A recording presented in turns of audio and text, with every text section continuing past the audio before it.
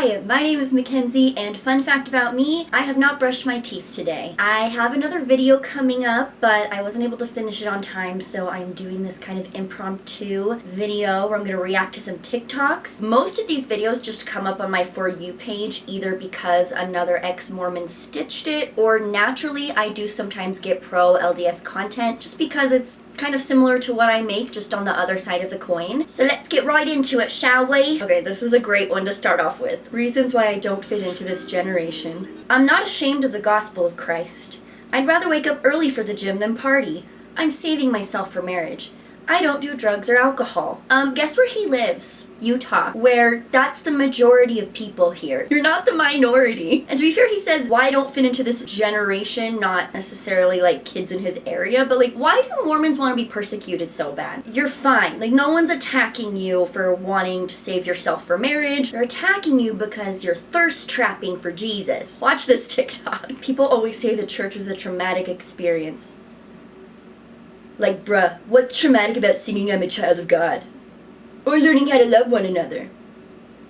Or staying away from drugs? This is a bad faith argument. He doesn't actually want to know. He does not care to talk to anyone that's actually had a traumatic experience in the church. Most people, that's not what we're talking about. But what if someone does have a really traumatic experience that has to do with singing? I just think making fun of anyone's trauma is such an L. I'm just gonna speak this guy's language. It's an L, bro. It's an L. Like, this person has either never talked to an ex-Mormon in his life, or he has and he's just being willfully ignorant. Let's watch some more. Leave the Church of Jesus Christ of Latter-day Saints. It's a cult. Why would I leave something that makes me happy? It doesn't answer the question. Cults make a lot of people happy. Have you seen the footage of the people who literally drank the Kool-Aid? Like, they're like the happiest mofos on the planet. That's not the issue. And the other issue of a cult is you usually don't know you're in a cult. That's kind of the whole point of cults. I'm saying the word cult a lot. I do want to do a full video of breaking down the bite model. However, it is a lot to go through. If you have read the bite model, you will know that most of that stuff applies to the Mormon church. So when people say, oh, you really think the Mormon church is a cult? I mean, it's not a cult. We'll talk about that in another video. Look how ripped I am. Church must be true. Church must be true. Okay, we're moving on. So this girl is stitching an ex-Mormon's TikTok. She's someone I'm friends with on TikTok. Shout out True Dark Exmo. And her TikTok was POV, you use your credit card to rent clothes in the temple and think, and then it's the meme of Mitch McConnell like having a stroke or whatever was happening. And this is what she says. Wait a minute, so you hate the church because they rent out clothes? Again, just kind of like that other guy's TikTok was like, oh, you're traumatized because they made you sing songs. No one is hating the church simply because they rent out their clothes. Like, she entirely missed the point. I think just her use of the word hate, oh, you're hating on the church for renting out clothes, like, is very disingenuous because she doesn't know that. But some people just tend to think that anyone that criticizes the church, and this would be a criticism and a valid one, that means they hate it. And maybe some people do, but that's just not always the case. But she says, let's see. I can't remember the last time that I had a service or rented out something for free. And just a note, every single clothing item is only a few cents or maybe $1. I'm sorry, but I think it's common knowledge that when you rent something out, you just know that you're gonna pay for it. Oh, you want something for free? No, because you pay tithing to get into the temple. No one is going into the temple for free, unless it's the open house before they bless the temple. Everyone that is doing a temple ceremony has paid to be there. The church makes, I think, $8 billion a year on tithing. Surely they can afford it. Let's look at the comment section. This was on the original TikTok she stitched. It says, imagine paying for a gym membership and being charged to use the towels.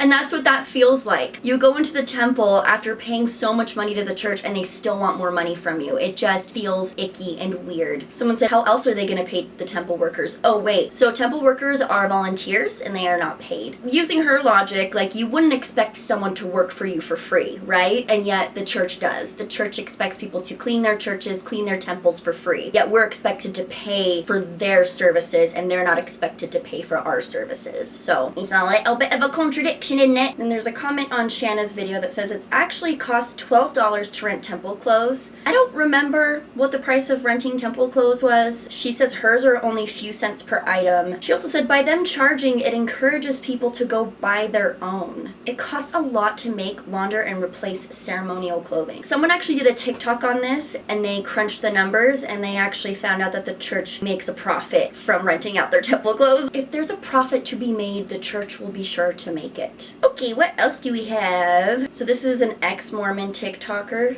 Have you ever been in the bathroom and just wondered if the church is true?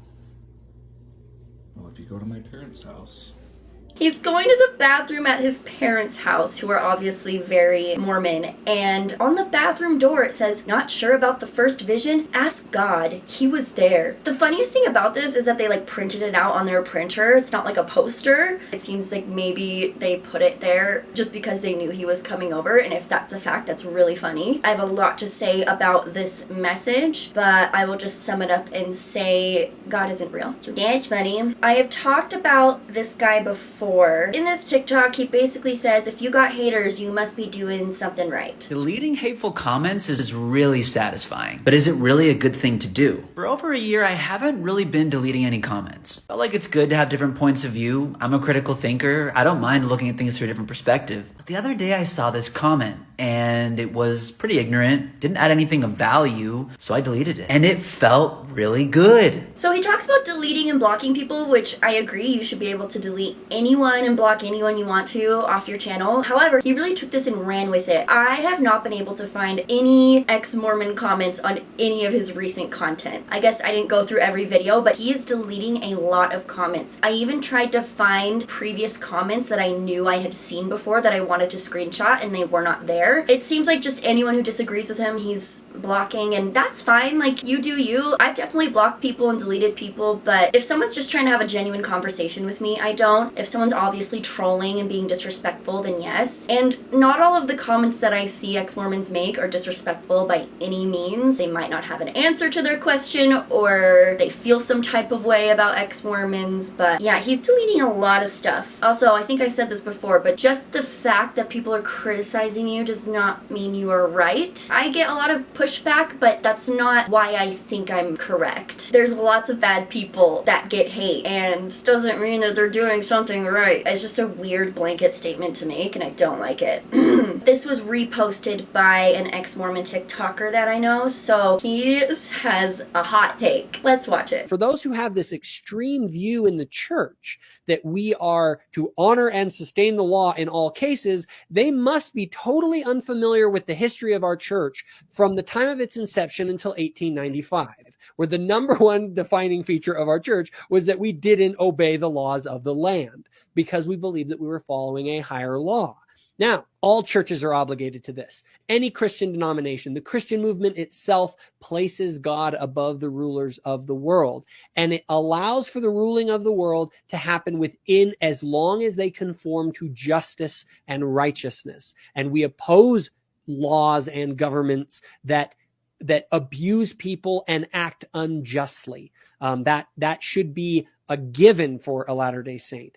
I actually agree with him. I don't think the law should dictate your morality, except according to the Mormon Church, it does. There are several scriptures about this, and an article of faith that references obeying the law and the lands of the law and the laws of the land, which it's like, yes, obey laws, but I do think there are some laws that are corrupt and need to be changed, and I think it's good to try and change those laws. Just the fact that he says it's a radical view to sustain the law, it isn't. It's like an apologist's favorite thing to say is, well, it was legal. Well, it was legal. Well, what they did was legal. It's like, since when does a religion let legality dictate their ethics and morals? Like, it's so irrelevant. I agree with you, but you definitely are opposing doctrine right now. But he has another video. Every dollar that the church uses is for humanitarian aid.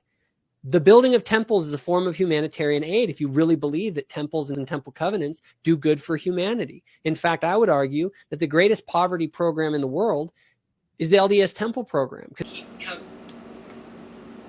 Because when people make and keep covenants in temples, when our missionaries go and teach people to live the laws of the gospel, we actually fight poverty, but we fight it at its roots.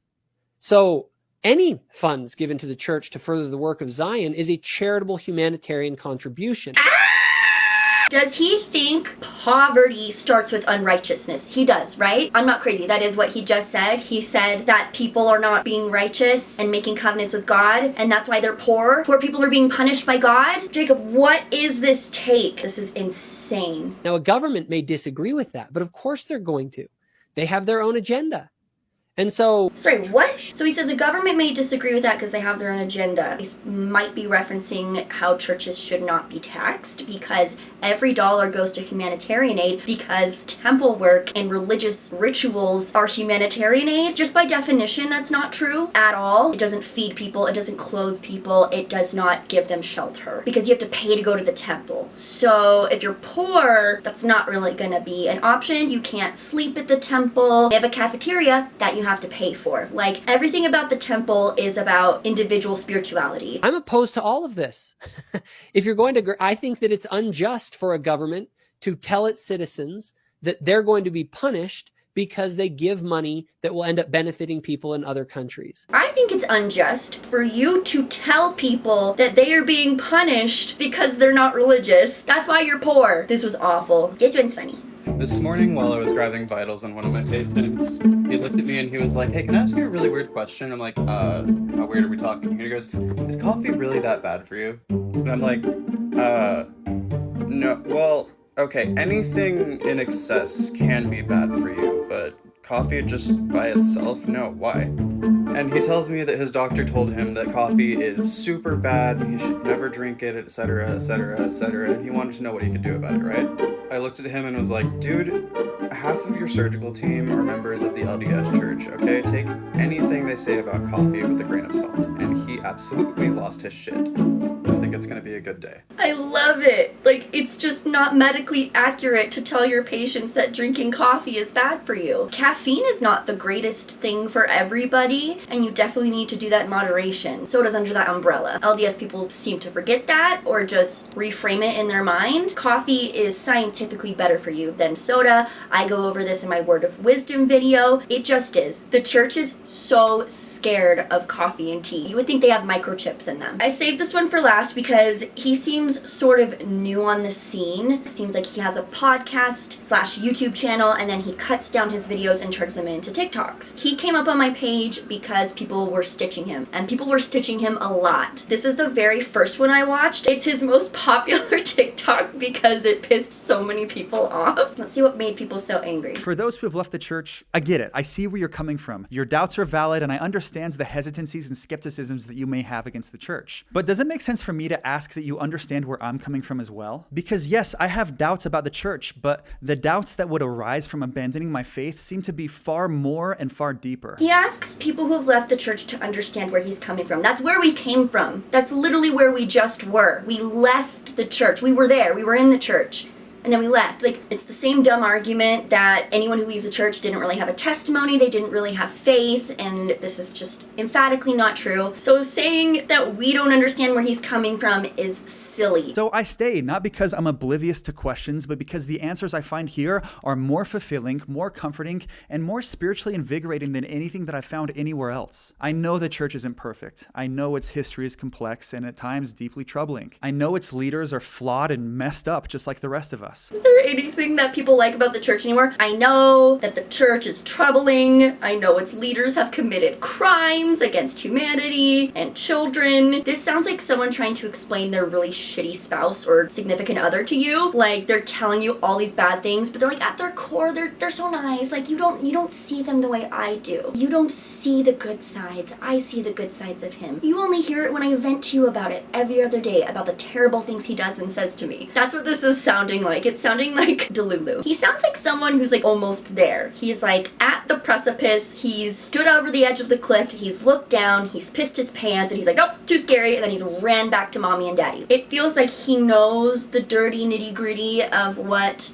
ex-members are talking about, the things that we find out that the church didn't teach us. It sounds like he knows, and he just kind of buried it deep inside of him. In my opinion, I don't know him. Let's look at some of the comments. There are 1,832 comments. People were pissed. Okay, there were some comments he left that were so funny. Let me try and find them. This is why we got a screenshot, ladies. You never know when that skill will come in handy. Some said, because it's made specifically for straight white men to be comfortable. He said, I don't think the earth saints, I think he meant early saints, I don't think the early saints were very comfortable when they were being tarred, feathered, and murdered. That is such an overgeneralization. Joseph Smith was tarred and feathered, and he was murdered, but not for the reasons that people think he was. I am not justifying it. Murder is bad. Also, you don't want to talk about all the people that Mormons have unalived. You don't want to talk about that. You don't want to talk about the Meadows Massacre. You don't want to talk about how they someone's throat from ear to ear and they drained all their... I'm gonna get demonetized. I'm not even monetized yet and I'm gonna get demonetized. Anyways, he said, I wasn't very comfortable sleeping in a rundown apartment in South America for 2 years. He's talking about his mission, which you choose to go on. Well, men are very pressured to go on. I shouldn't say that. Men are definitely manipulated and pressured to going on missions. So he has more, and he kept going on things that make him uncomfortable. But he essentially went on to say that sitting on metal chairs was not comfortable. And I think that he was comparing it because Relief Society gets the really comfy chairs. You literally don't let us have the priesthood, so I think we get the fucking comfy chairs. He thinks he doesn't have male privilege because he sits on metal chairs. Let me pick just like one other video. If the Book of Mormon is a fabrication, how did Joseph Smith, a young farm boy with limited formal education, produce such a comprehensive and complex text in such a short time? How could he invent the detailed histories, the cultural practices, internal consistencies, and the intricate chiasmus found within the text? How could he have known things that were later confirmed by archaeological and linguistic research? Is the archaeological and linguistic research in the room with us right now? Because there is none. I definitely could obviously do a whole video on that. I want to. He's just making this sweeping statement hoping no one looks it up. In addition to that, how do you explain the profound spiritual impacts the Book of Mormon has had on millions of people? How do you explain that millions of people are in a religion? Millions of people are in Scientology and Jehovah's Witnesses. Are those religions real because millions of people feel the spirit in those religions? If the Book of Mormon was a simple invention, how could it inspire such spiritual experiences? Psychology can explain that. They've literally found the part of the brain that lights up when you have a religious experience, and you can have those outside of the church. So. People have theories on how Joseph Smith could have made it up, but to me personally, those theories seem like they're grasping at straws. The creation of the Book of Mormon was either divinely inspired or the greatest con of all time. The greatest con of all time. I hate when apologists say this because they still want Joseph Smith to be good at something. They're like, either he was so good, he was such a good prophet, best prophet ever, or he was the greatest con man ever, and he was so smart and he tricked everybody. I don't even think Joseph Smith was particularly smart. I think he was lucky, he was charismatic, and lots of cult leaders have gotten away with tricking people for centuries. Joseph Smith was not the first, and he won't be the last. So, calling him the greatest con man of all time, I don't know. Barbie literally conned all of the Kens into getting back the power, so. Reading story after story about the character and nature of Joseph Smith, it doesn't seem likely at all that he would be that way. It doesn't seem likely at all. It seems so likely. Hey, thanks, I hate it. Okay, I'm so tired. That's it for today's pro-LDS nonsense. Again, please don't harass or attack any of these people on TikTok or any of their pages. It's just hee hee ha ha fun. I'm attacking their arguments and the words they are saying. I don't mean to hurt anybody's feelings. Please follow me on TikTok if you're not already. A lot is going on over there. And we just hit 1,000 subscribers! I'm so happy and I'm so grateful for each and every one of you. It's literally just been my dream since I was a teenager to have a YouTube channel. I would have never thought I would be talking about the topics that I am talking about now. I thought I was gonna be like a makeup YouTuber. All of these videos have helped me process my faith crisis. I'm learning so much. I love doing research. I love learning new things. You guys teach me new things all the time and I just appreciate you. I just pinch all your cheeks right now. Everyone say goodbye, Trixie Rexy. I will talk to you guys in my next one. It's gonna be a good one. It's gonna be a heavy one, but I think it's important to talk about. So stick around for that. Have an amazing week. I'll see you guys next time. Bye.